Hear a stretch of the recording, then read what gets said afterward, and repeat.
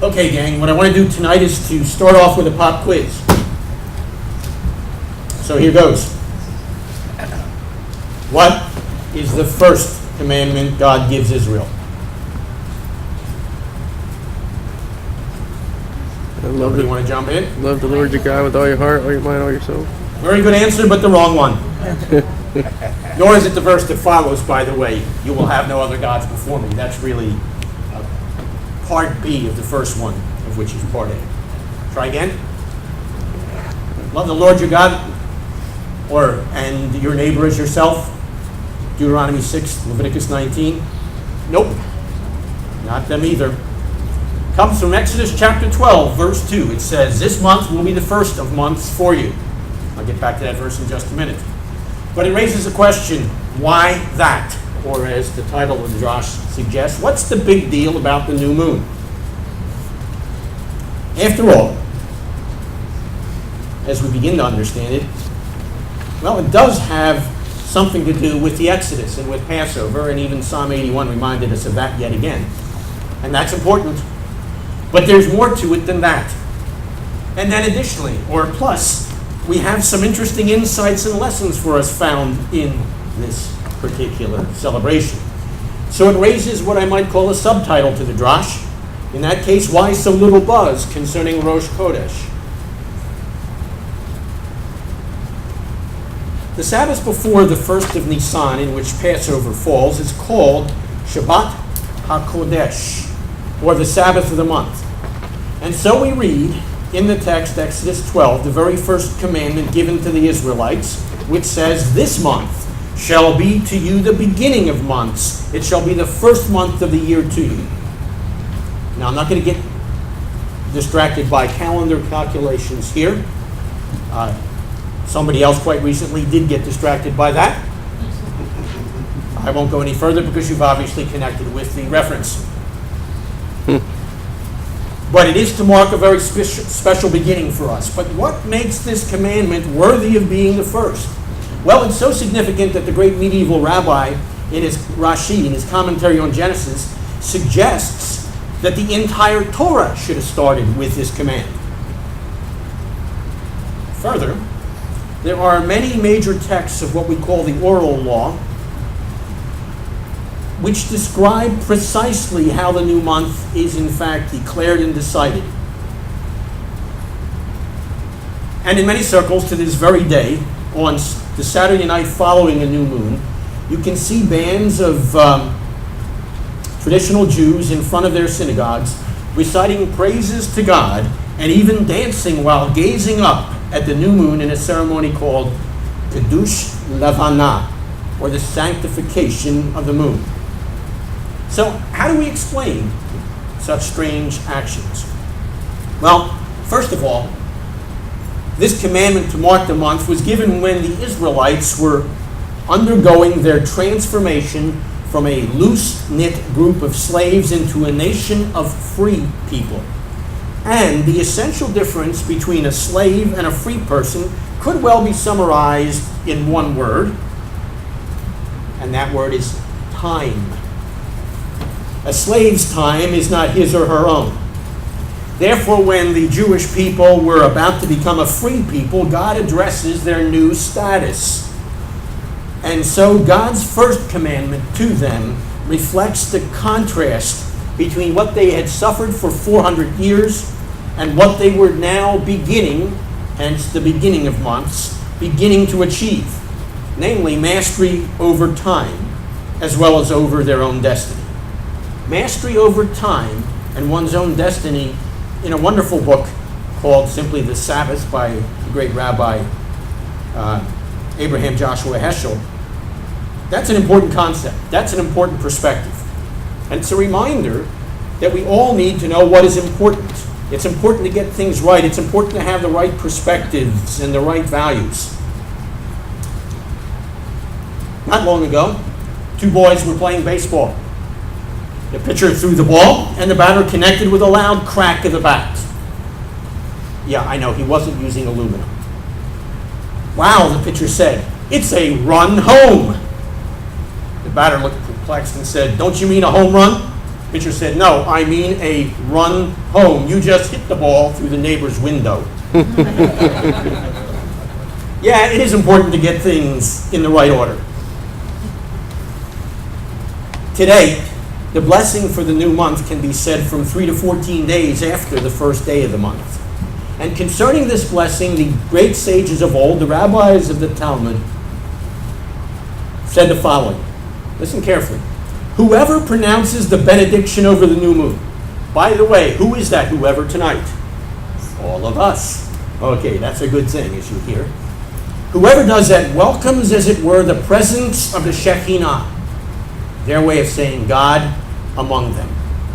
Now that text goes on to say, had Israel merited no other privilege than to greet the presence of their Heavenly Father once a month. If that had been all, they would have said, Dayin. Now that's not quite what the text says, but that's the literal translation of what the text says. It says, it would have been sufficient. Dayin. In other words, the celebration is viewed as a very special time, an intimate time with God, in which we are in His actual presence. This really picks up on where the book we're going through picks up. It's the end of the book of Exodus. Yeah, I know we've gone through all of Leviticus, but Leviticus is sort of a point in time. The book of Numbers then carries us on with what is the end of Exodus, when the people start moving through the wilderness. And Exodus 40, verse 38 reads, for the Eternal's cloud, the Shekinah, was over or on the Mishkan, the tabernacle, by day, and the fire was on it at night, before the eyes of all the families of Israel, in all their Masehem, usually translated journeys. Masehem, or journeys, actually means the stages of their journeys, or namely their camps or campsites.